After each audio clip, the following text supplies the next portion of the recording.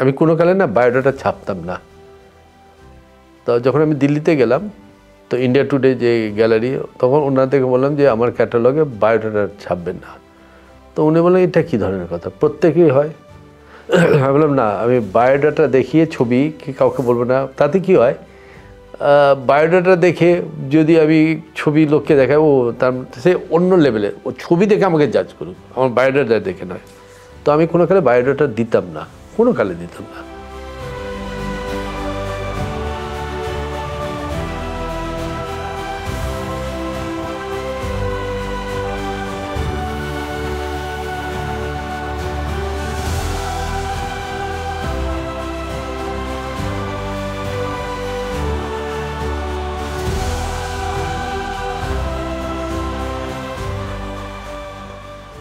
আমি বহরমপুরে যে এক্সিবিশনটা করছি, পুরোটাই ওয়াটার কালার, মাত্র 2 না 3টে স্কাল্পচার থাকছে ব্রোঞ্জে, আর বাকি সব ওয়াটার কালার। আর এই ওয়াটার কালারগুলো আপনি যদি দেখেন, লল্ঠনের প্রভাব আছে, আর চাঁদের ছবিতে চাঁদ দেখা যায়। আমি যে বললাম যে ছোটোবেলা আমার যেহেতু গ্রামে কেটেছে, আমি যত মানুষের একটা আমি দেখেছি নেচার, যে কোনো মানুষের সাথে যখনই কথা বলি, একটা জায়গায় ভীষণ মিল। যখন বয়স হতে থাকে তখন তার পুরনো স্মৃতির কথা খুব ভাবে এবং বলেন। আমি বললাম যেহেতু আমি বলি না বলে আঁকি, লিখি না বলে আঁকি, তো আমার ছবিতে তুমি চাঁদ আর এই লণ্ঠনের, এই কারণে আমি যে গ্রামে থাকতাম, আমি লণ্ঠনের আলোতে পড়তাম বা লণ্ঠনের আলোতে ঘরে দেখতাম, সে আলো অদ্ভুত একটা সফটনেস ছিল। যে আলো, মানে এই আলোগুলো দেখার পর ওর অভাবটা আরও বেশি করে ফিল করি এখন। সেই সব দিনগুলো আমার দারুণভাবে মনে হয়, একদম মনে হচ্ছে যেন একদম একটা ভীষণ একটা শান্তির প্রলেপ যেন এই আলোতে দেখা যেত। এটা তো ইনডোরে আমি যখন বেরোতাম, যখন বাইরে আমরা গ্রামের রাস্তায় বেরোতাম, চাঁদের আলো, মানে ভাবা যায় না চাঁদের আলো, এত স্বচ্ছ আলো এখানে আমরা ভুলেই গেছি, দেখতেই পাই না। আমার ওই চাঁদের আলো দেখলে বারবার মনে হতো যে ভীষণ স্পিরিচুয়াল। যে এই দুটো আলো আমি যত দিন যাই, যখন যাই বা যখন আমি মানে সিটিতে ছাদে গিয়ে দাঁড়ায়, তখন বারবার মনে হয় যে সিটিতে যদি সব আলো নিভে যেত, চাঁদের আলো থাকতো, তাহলে দেখতাম বিল্ডিংগুলো কেমন দেখতে হয়। সেই সুযোগ পাই না আমি সেরকম। চাঁদের না, চাঁদের সেই আলো আমরা শহরে দেখতে পাই বা লণ্ঠনে এ করা যায়।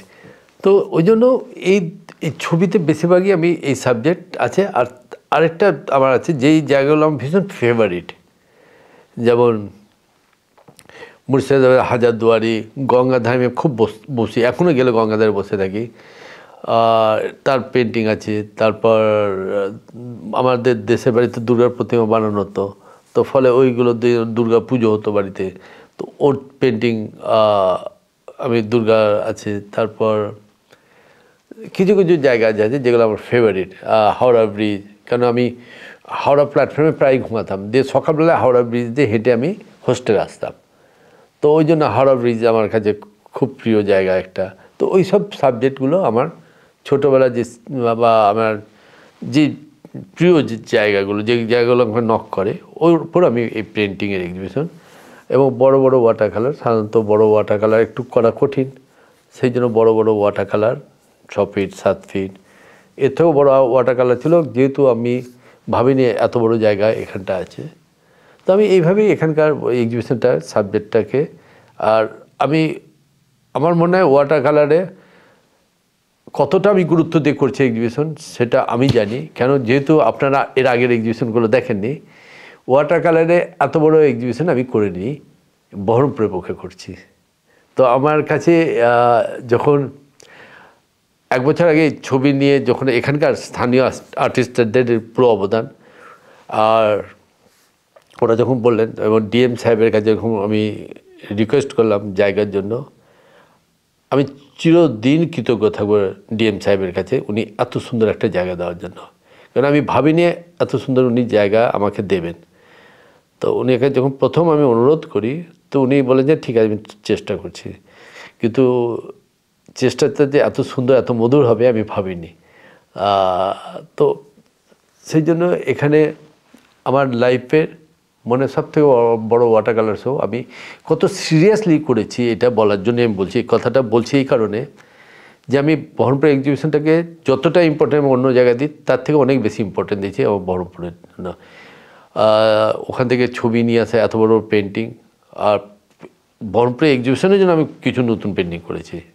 বাঙালিরা ছবিবাসী ভালোবাসে। আমি ওখানে যাই তো একজন দেখি ছবি নিয়ে কথা বলছে খুব, একটা চায়ের দোকানে।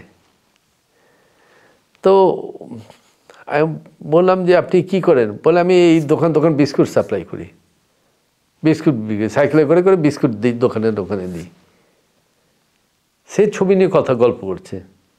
এর থেকে কি আশা করে? মানে এত মানে আপনি এই ভালো ছবি কথা বলবেন, যারা আছে তারা তো বলবে যে এটা স্বাভাবিক। যখন অস্বাভাবিকটা স্বাভাবিক লাগে না, তখন মনে হয় নিজেকে মনে হয় যে আমি এমন একটা প্রফেশনে আছি যে একটা সাধারণ মানুষ ছবির গল্প করছে। তো সেই জন্য বলছি বহরমপুরে খুব সুন্দর এনভায়রনমেন্ট। বিদেশে আমি মোটামুটি ইটালি গেছি, সুইজারল্যান্ড, আমেরিকা, প্যারিস, লন্ডন, এমনি এক্সিবিশন গেছি ভিয়েতনাম, বাংলাদেশ, নেপাল, মোটামুটি নানান জায়গায় করেছি। কিন্তু ওখানকার আর এখানের মধ্যে পার্থক্য আছে, ওখানকার দর্শকদের দে আর ভেরি সিলেক্টিভ। ওরা ছবিকে খুব জাজ করে দেখে, যেটা আমার খুব ভালো লাগে। কারণ সহজে ওরা ছবিকে করে না। ওরা বললাম না, ওখানকার যারা ছবি নিয়ে আলোচনা করে তারা ছবি ভালো মন্দ দিকটা থেকে ওরা দেখে ছবিটা কতটা আজকের সাথে যাচ্ছে। অ্যাওয়ার্ড পেয়েছি আমি, অ্যাওয়ার্ডের কথা কোনো কালে আমার এখানেও বলতে ইচ্ছে করে না। আমার তা কখনো কোনো কালে মনে হয় না। আমি আপনাকে বলি, লাস্ট আমি কলেজ পড়ার পর 2 বছর করেছিলাম, যখন আমাকে তারপরে আমি কোনো অ্যাওয়ার্ড বা দেওয়া ব্যাপারে আমি অলওয়েজ রিফিউজ করি, নিই না ওখানে আমি। তারপর কিন্তু আমি যে লাস্ট একটা অ্যাওয়ার্ড আমি ওটা আমি জানতামও না এরকম ব্যাপার আছে। যখন ইটালিতে আমাকে অ্যাওয়ার্ড দেওয়া হয় ওরা বিদেশ ওরা ফ্লোরেন্সে, আমি জানতাম না।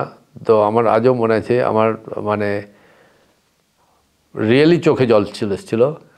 আমার নাম শুনে নয়, যখন স্টেজে আমাদের ন্যাশনাল ফ্ল্যাগটা দেখি, যে ওর স্ক্রিনে যে সুদীপ রয় বলে, তারপরে আমাদের ন্যাশনাল ফ্ল্যাগটা দেখে তখন আমার চোখে জল চলে আসে। হ্যাঁ, আর ওইটা আমার লাস্ট অ্যাওয়ার্ড। তাছাড়া মানে আমি কোনো দিন অ্যাওয়ার্ডের জন্য এখনও আমি অ্যাওয়ার্ডের প্রতি আমার খুব একটা বিশ্বাস নেই। মানে আমি অ্যাওয়ার্ড বা সম্মান আমি বারবার আমার যেটা মনে হয় আমাকে আমার ছবি দেখে জাজ করুক, কখনো না। কারণ কি অ্যাওয়ার্ডটা আর একটা ক্যাটাগরি। আমি 9 তারিখে থেকে আমার এক্সিবিশনটা আমার হবে, 8 তারিখে প্রিভিউ, 9 তারিখ থেকে পাবলিকদের জন্য আমি করছি। পুরো 1 মাস থাকবে এক্সিবিশনটা। বহরমপুরে একটা আমি সুন্দর এক্সিবিশন করবো, সকলে আসবে। এই সকলে আসবেটার প্রতি আমার বেশি গুরুত্ব। ছবি প্রত্যেকে দেখুক আমার ছবি, তাহলে আমার মানে আমার যে ইচ্ছে এটা পূর্ণ হবে। আমার নতুন প্রজন্মের প্রতি আমার ভীষণ দৃঢ় বিশ্বাস যে তারা ফ্যান্টাস্টিক ইন্টেলিজেন্ট, দারুণ ইন্টেলিজেন্ট। তারা আমাদের থেকে অনেক বেশি ভাবনা। আমি বললাম না, ছবি আঁকা যেটা স্ট্রং পয়েন্ট, স্কিল তো দরকার, কিন্তু সঙ্গে সঙ্গে এই জায়গাটা দরকার যে সেটা এই নিউ জেনারেশনের মধ্যে ভীষণ ভালো, ভীষণ স্ট্রং। তো ওই জন্য আমি নিউ জেনারেশনকে ভীষণ ভালো লাগে। কারণ কি, আমি যখন এক্সপেরিমেন্টাল ওয়ার্ক করি, নিউ জেনারেশন আমাকে দারুণভাবে সাপোর্ট করে, দেখে যে অন্যরকম করছে, অন্যরকম করে ভাবছে। তো নিউ জেনারেশনের সাথে আমি খুব বেশি মিলি, কথা বলি। আমি গঙ্গাধারে যখন বসে থাকি বাচ্চাদের সাথে বেশি আড্ডা মারি, ওদেরকে দেখে জিজ্ঞেস করি কী করো তোমরা, কী করো, ওদের সাথে বিনিময় করি। কখনো আমি বলি না আমি আর্টিস্ট। আমরা যেটা প্ল্যান করেছি এক দিন একরকম, এক দিন মানে 2-3 দিন বাদ বাদ, যেহেতু 1 মাস থাকবে, তো আমরা অনেককে আমি ইনভাইট করব যে ওখানে এসে লেকচার দিতে পারে। এবং আমার ইনভাইট করার কোনো দরকার নেই। কারো মনে হয় যদি ও ওখানে কিছু করতে চায়, বলতে চায়, বা কিছু আলোচনাতে ও নিজে একটা আলোচনা সভা করতে চায়, প্রত্যেকে ওয়েলকাম। ওই প্ল্যাটফর্মটা আমার নয়। প্ল্যাটফর্ম আমি বারবার এই আমার শব্দটা ভীষণভাবে ঘৃণা করি। আমি বলি আমাদের, ওই পুরো এই গ্যালারিটা, এক্সিবিশনটা আমাদের। আমার ছবি ঝুলছে, আপনারা না এলে তো ছবিটা তো ইনকমপ্লিট এক্সিবিশন। সুতরাং আমার বলা তো মানে নয়, আমাদের এক্সিবিশন। তো সকলে আসুক, সকলে ওখানে আমরা একটা স্টেজ বানাচ্ছি যেটাতে যে কেউ এসে ওখানে আর্ট নিয়ে কথা বলতে চায়, লিটারেচার নিয়ে কথা বলতে চায়, বাউল সঙ্গীত নিয়ে কথা বলতে পারে। এখানে মৃৎশিল্পী আমাদের বহরমপুরে একটা বিরাট জায়গা নিয়েছে, তারা এসে যদি কথা বলতে চায় তারা কথা বলুক, তাদের সাবজেক্ট নিয়ে আমাদেরকে বলুক, আমরা শুনতে চাই। তো নানান লেখক যদি কিছু বলতে চায়, তো আমি চাই প্রত্যেক প্রফেশনাল লোক এসে ওই প্ল্যাটফর্মটাকে ইউজ করুক।